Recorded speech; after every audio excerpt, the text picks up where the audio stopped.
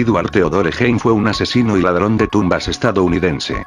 Únicamente se probaron 2 asesinatos cometidos por él, pero debido a su afición a conservar cadáveres y a fabricar con ellos mobiliario y ropa, se generó un gran impacto alrededor del descubrimiento de sus crímenes. Al haber cometido menos de 3 asesinatos, no encaja en la definición tradicional de asesino en serie. Pese a ello, sus actos despertaron gran interés en la sociedad y sirvieron de base para muchas obras de ficción. Aparentemente era un hombre inofensivo. Pero su personalidad ocultaba un terrible psicópata que convirtió su granja en un matadero humano. Nació el 27 de agosto de 1906, hijo de madre austera y fanática religiosa que despreciaba a su débil y borracho marido.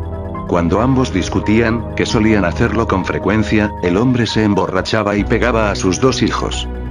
Desde el primer momento, la vida de Ed estuvo completamente dominada por su madre, quien se había prometido a sí misma que su hijo no sería nunca como esos hombres lascivos, ateos y alcoholizados que veía a su alrededor.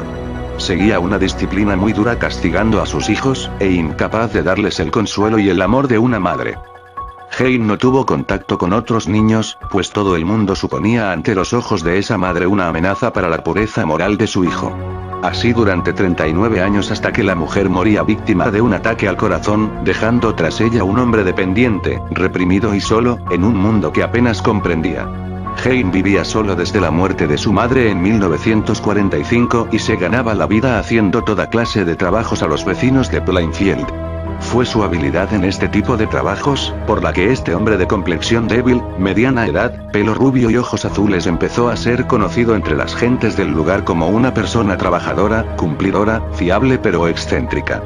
La mañana del sábado 16 de noviembre de 1957, Ed Hein asesinaba a la dueña de la ferretería del pueblo, Bernice Warden, disparándole una bala con su viejo rifle de caza del calibre 22. También en esta ocasión se llevó el cadáver en la furgoneta, dejando el suelo del local encharcado de sangre. Pero esta vez, habría un testigo. El libro de contabilidad.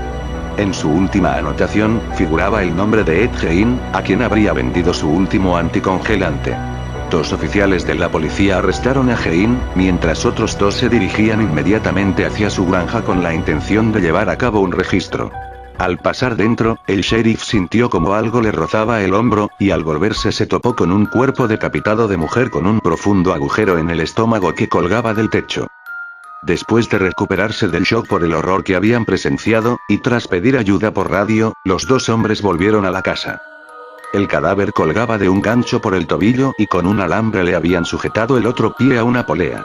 Habían rajado el cuerpo desde el pecho hasta la base del abdomen, y las tripas brillaban como si las hubiesen lavado y limpiado. No había duda que el causante de ese terrorífico espectáculo era una persona enferma. Era difícil de creer que un ser humano pudiera vivir allí. Por todas partes se veían montañas de basura y desperdicios, cajas de cartón, latas vacías, herramientas oxidadas, excrementos, revistas pornográficas, de terror y de anatomía humana, chicles pegados en las tazas y una dentadura sobre el mantel de la mesa. Más tarde, en cuanto llegaron más patrullas, se descubrió en el interior de la casa todo el horror que allí escondía. Había varios cráneos esparcidos por la cocina, unos intactos y otros partidos por la mitad y empleados como cuencos. Una inspección más detenida reveló que una de las sillas de la cocina estaba hecha con piel humana, como las pantallas de las lámparas, las papeleras, las fundas de los cuchillos e incluso alguna prenda de vestir, como un chaleco o un cinturón formado con pezones humanos.